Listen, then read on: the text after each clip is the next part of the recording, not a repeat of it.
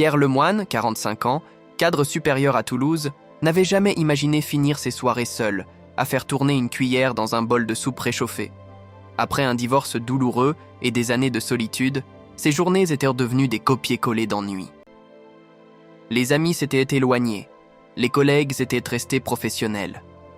Le soir, il écoutait des podcasts sur la confiance en soi, lisait des articles sur le nouveau départ. Mais rien ne changeait vraiment. Un dimanche de novembre, sous la pluie battante, Pierre s'inscrivit sur un site de rencontres internationales. Il voulait briser la routine. Le profil d'Aïcha attira son attention. Une femme sénégalaise de 30 ans, belle, souriante, amoureuse de littérature française. Ils commencèrent à discuter. Chaque soir. Rapidement, leur relation devint un rituel. Appels vidéo, confidences, projets communs. Pierre retrouvait le goût de vivre. Aïcha racontait sa vie à Dakar, son travail, ses rêves. Elle disait « Un jour, j'aimerais vivre en France avec toi, Pierre. Tu es différent des autres. » Les semaines devinrent des mois. Pierre se leva chaque matin avec le sourire, porté par les messages d'Aïcha. Elle lui envoyait des photos, elle sur la plage de Yoff, elle près du monument de la Renaissance africaine, elle en robe colorée devant un marché. Il lui répondit avec des selfies dans son bureau, des clichés de ses repas qu'il cuisinait en pensant à elle. Peu à peu, les discussions prirent un tour plus intime. Aïcha lui raconta ses difficultés. Un problème de loyer, une mère malade, un frère qui avait besoin d'aide. Pierre proposa son aide naturellement. Il fit des virements. 200 €, puis 500, puis 1000. « Ce n'est rien, disait-il. C'est pour l'amour de ma vie. » Un matin, Pierre décida de partir. Il voulait rencontrer Aïcha pour de vrai. Il réserva un vol Toulouse-Paris, puis Paris-Dakar. Son cœur battait fort à l'idée de la voir enfin. L'aéroport de Dakar était bruyant, saturé d'odeurs étrangères, épices, carburant, humidité. Aïcha l'attendait avec un sourire radieux. Ils s'étreignirent longtemps. Les premiers jours furent de magiques, promenades sur la corniche, dîner en bord de mer, coucher de soleil main dans la main. Pierre avait l'impression de vivre un conte de fées. Mais il ne savait pas qu'il était déjà dans un piège. Rapidement, Aïcha parla de leur projet. Mariage, maison, papiers administratifs. Tu sais, au Sénégal, il faut régler certaines choses pour le mariage coutumier. C'est différent d'en France.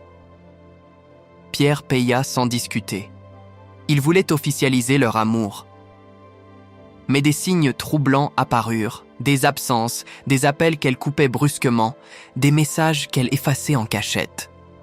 Un soir, en sortant plus tôt d'un restaurant, Pierre surprit Aïcha en train de rire avec un autre homme, main dans la main. Le doute s'installa. Son cœur se serra. Pierre fouilla discrètement le téléphone d'Aïcha. Il découvrit des messages identiques aux siens, envoyés à plusieurs hommes, français, belges, canadiens. « Mon amour, je t'aime. J'ai hâte de vivre avec toi. » Son estomac se noua. En creusant, il comprit que ce n'était pas une simple infidélité, c'était un réseau d'arnaques. Des complices étaient impliqués, restaurateurs, chauffeurs, fonctionnaires corrompus. Les touristes amoureux étaient ciblés, manipulés, ruinés. Quand Pierre voulut rentrer, il s'aperçut que son passeport avait disparu. Aïcha sourit, froide. « Ici, tu ne peux pas partir comme ça. Et si tu vas voir la police, on dira que tu as fait du blanchiment d'argent. Tu finiras en prison. » Pierre était pris au piège. Il n'était plus un amoureux, mais une proie. Les jours devinrent des cauchemars, surveillés, isolés, manipulés. Dans un moment de clarté, Pierre contacta un autre expatrié français, Marc, victime lui aussi. Ensemble, ils montèrent un plan.